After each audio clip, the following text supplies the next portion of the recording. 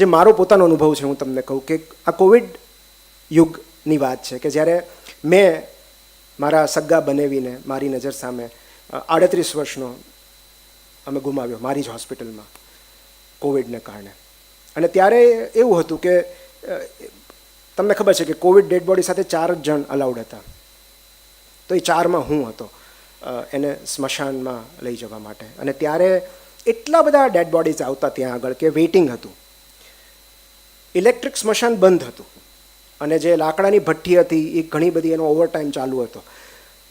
એટલે સૌથી પહેલું કામ તો એ હતું કે ત્યાં લાકડા જાતે શોધવાના, ગોઠવવાના, બધી વિધિ આપણે કરવાની, કારણ કે બીજું તો કોઈ સાથે હતું નહીં, અમે 4 જ જણ હતા. અને જ્યારે આવું થયું હોય, આપણું પોતાનું સ્વજન ગયું હોય, ત્યારે આપણને એ લાકડાનો ભાર થોડો વધારે લાગે. એટલે અમારા નમી ગયેલા ખભા સાથે અમે શોધતા હતા કે આમાં ક્યાં લાકડા શોધશું, કઈ રીતે શોધશું. પડ્યા હતા પણ એ એક લાકડું વીણી વીણીને અહીંયા મૂકવાનું ને એ ત્યારે વધારે એનો થાક લાગે તમને. ત્યારે એક યુવક મારી પાસે આવ્યો જેણે મોઢા પર રૂમાલ બાંધે, માસ્ક નહોતું પહેર્યું, મોઢા પર રૂમાલ બાંધેલો હતો અને મને પાપણથી ઈશારો કરીને કહ્યું કે સાહેબ તમે બેસો, અમે કરી નાખશું આ. એ 3-4 જણ હતા કે તમે બેસો ડેડ બોડી પાસે, અમે બધું કરી નાખીએ છીએ. અને એ 4 જણા હતા એટલે મને એવું લાગ્યું કે કોઈ સ્મશાનમાં છૂટક મજૂરી કરતો કોઈ હશે અને થોડા ઘણા પછી આપણે બક્ષિસ આપી દઈશું. એ 4 જણાએ ભેગા થઈને લાકડા વીણ્યા, એને લાકડા ગોઠવ્યા, અંતિમ વિધિ પણ કરી આપી, ત્યાં સુધી કે છેલ્લે માત્ર અગ્નિદાહ આપવાનો હતો ત્યારે અમને બોલાવ્યા કે પ્લીઝ તમે અગ્નિદાહ આપી દો. અને એ એટલું પત્યા પછી પાછું એણે કહ્યું કે તમે પાણી બાણી પીઓ, ચા બા પીઓ, અડધી કલાક બેસો, અસ્થિ ઠંડા થાય પછી હું તમને આપી જાઉં. બધું અમારા માટે એણે સરળ કરી આપ્યું. અડધી કલાક પછી એ સ્મશાનના ટ્રસ્ટી છે અરવિંદભાઈ પરમાર, એ મને મળવા આવ્યા અને ત્યારે મને ખબર પડી આ યુવકની હકીકત. એનું નામ, જેના પર પછી મેં આખી પોસ્ટ લખી હતી, આર્ટિકલ લખ્યો હતો કે એનું નામ જિગ્નેશ પરમાર હતું. અને 1 મહિના પહેલાં કોવિડમાં એણે પોતાની પત્ની ગુમાવેલી, એ પણ સગર્ભા. એટલે એની પત્ની પ્રેગ્નન્ટ હતી ત્યારે એને કોવિડ થયો અને ડિલિવરી કરાવીને એક નવા જીવને જન્મ આપીને એ ચાલ્યા ગયા. અને 10 દિવસ પછી એને કોવિડના કારણે એમની જોબ ચાલી ગયેલી, એમણે માર્કેટમાંથી વ્યાજે રૂપિયા લઈ અને પત્નીની સારવાર કરાવી, 50,000 જેટલું દેવું થયેલું. અને 10 જ દિવસ પછી પત્ની વિદાયના પોતાના નવજાત શિશુને પોતાની મમ્મી પાસે એટલે બાળકની દાદી પાસે રાખીને એ સ્મશાનમાં આવી ગયા લોકોની મદદ કરવા માટે. દિવસ રાત આ માણસ એક જ કામ કરતો, લોકોની હેલ્પ કરવાનું. લાકડા ગોઠવી આપે, લાકડા વીણી આપે, અગ્નિદાહ આપે, અસ્થિ આપે, દિવસ રાત એ સૂતો જ નહીં. અને ત્યારે મને બહુ મારા પગ નીચેથી જમીન સરકી ગઈ એમની હકીકત જાણીને. ત્યારે એમણે મને કહ્યું કે સર, દુઃખી લોકોને રાહત આપીને હું મારી જાતને રાહત આપું છું.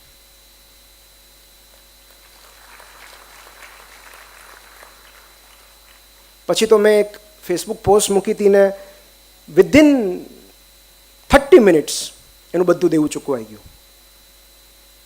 આવા દેવદૂત ક્યાં મળતા હોય છે?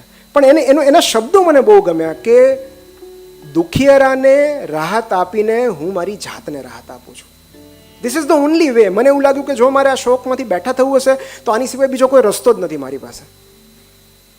અને માંગણી નહીં, તમે જે આપો એ લઈ લે, કોઈ જ માંગણી નહીં, મને આટલા આપો એવું નહીં. બસ મારે તો લોકોની મદદ કરવી છે. આટલા બધા ડેડ બોડીઝ આવે છે તો ક્યારે આ લોકો પહોંચશે, તો મને મદદ કરવા દો. અને એની સાથે બીજા 3-4 જણને ભેગા કર્યા. સેવા,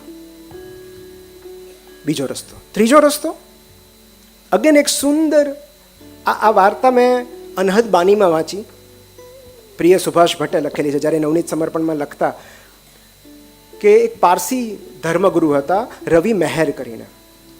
અને Ravi Maher, this is the third way, આ ત્રીજો રસ્તો છે કે એ રવિ મહેર આવી રીતે ધર્મોપદેશ આપવા જાય અને 2-3 દિવસ સુધી ઘરે ન હોય. અને ત્યારે એ મહામારી એક હતી ગામમાં અને એના કારણે એ ઘરે નહોતા. ત્યારે એમના 3 સંતાનોને એ રોગ લાગુ પડ્યો અને 3 સંતાનો મૃત્યુ પામ્યા એકાદ દિવસના ગાળામાં. ઘરે પાછા ફર્યા ધર્મગુરુ, એકદમ સન્નાટો ઘરમાં, બાળકો ક્યાંય દેખાય નહીં. એટલે એણે આવીને પહેલાં એની પત્નીને પૂછ્યું કે બાળકો વહેલા સૂઈ ગયા છે. એને ખબર જ નથી કે આ ત્રણેય જણ ચાલ્યા ગયા છે, કે બાળકો વહેલા સૂઈ ગયા. એટલે પત્નીએ કહ્યું કે પહેલાં જમી લો ને. એણે કહ્યું નહીં. બંને જમવા બેઠા અને જમતી વખતે એણે પાછું પૂછ્યું કે બાળકો દેખાતા નથી, વહેલા સૂઈ ગયા. એટલે પત્નીએ વાત બદલી નાખી. એ કે આપણે ઓલા પડોશમાંથી પેલા વાસણો લઈ આવેલા ને, એ પડોશવાળા માંગવા આવેલા, વાસણો પાછા લેવા આવેલા. એટલે ધર્મગુરુએ કહ્યું કે હા તો બરાબર છે ને, એમના વાસણો હતા ને, આપણે ઉછીના લાવ્યા હતા ને, તો પારકા વાસણનો મોહ શું રાખવાનો, આપી દેવા હતા.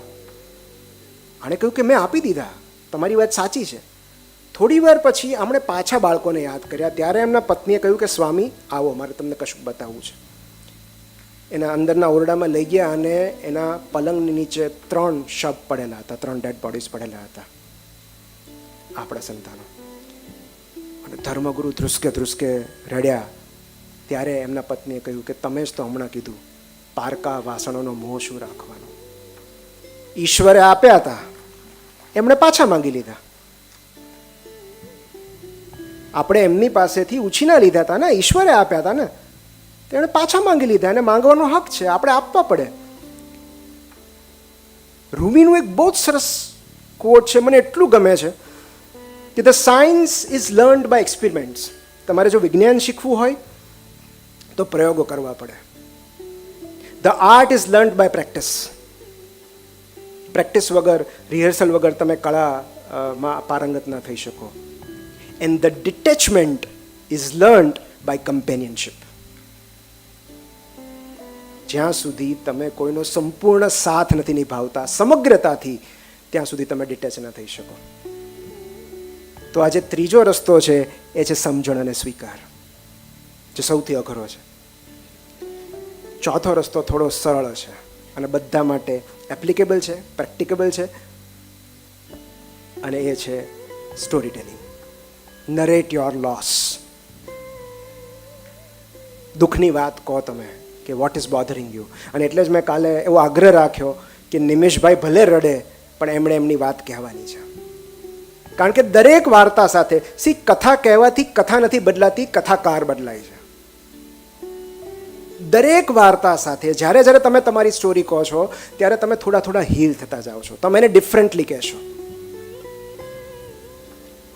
તો આ હમણાંની જ ઘટના છે કે હું ને મારા વાઈફ, અમે JFKથી અમારી ફ્લાઇટ હતી, તો અમે ન્યુયોર્કના JFK જે એરપોર્ટ છે એના પર અમે જસ્ટ ફરી રહ્યા હતા, બધું જોઈ રહ્યા હતા.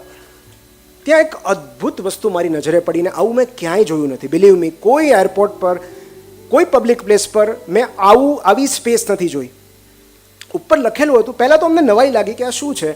એમાં એક આખી વ્હાઇટ વોલ હતી જ્યાં ખૂબ બધી દોરીઓ હતી, અને દોરીઓ ઉપર જેમ આપણે કપડાં ટીંગાડીએ ને એમ નોટ્સ લખેલી હતી, હસ્તલિખિત પત્રો હતા બધા, ઘણા બધા. મને નવાઈ લાગી કે આ શું છે. તો મેં જોયું તો ઉપર લખેલું હતું the strangers project. What is your story. તમારે નામ લખવાની જરૂર નથી, તમે એક હસ્તલિખિત ચિઠ્ઠી અહીંયા લગાડી શકો છો. તમારે જે કહેવું હોય એ કહો, આખું જગત વાંચશે. અને હું થંભી ગયો. એમાંથી કેટલા બધાના તો મેં ફોટા પાડી લીધા, કારણ કે મારી પાસે સમય ઓછો હતો, મારે બધી સ્ટોરીઝ વાંચવી હતી. લોકોએ અકલ્પનીય વાતો લખી છે, કારણ કે નામ નહોતું લખવાનું, તમારે ખાલી લખીને નીકળી જવાનું હતું. ત્યાં તમારી હિલિંગ પ્રોસેસ પૂરી થઈ ગઈ. અને લોકોએ લખ્યું છે કે પોતાના સેક્સ્યુઅલ એબ્યુઝ વિશે લખ્યું છે, પોતાના ફેન્ટાનિલ એબ્યુઝ વિશે લખ્યું છે, કે હું ડ્રગ એડિક્ટ છું, મારો ભાઈ આવું કરે છે, મારા પપ્પાને મમ્મી વચ્ચે પ્રેમ નથી, આઈ વિશ કે હું આમ હોત, હું ટ્રાન્સજેન્ડર હોત, મારા દુનિયાભરની વાર્તાઓ. What is it Bing you, એવું લખ્યું હતું કે જો તમે મળવાનો મોકો મળે, તમારી ઓથેન્ટિક સેલ્ફ, તો તમે શું લખશો. અને એમાં મેં એક સ્ટોરી વાંચી જે કોઈ બહેને લખી હતી, કારણ કે એમાં ડોટર શબ્દ એટલે મને ખબર પડી, બાકી નામ તો લખ્યું નહોતું. એ આ લોસ વિશેની, કે હું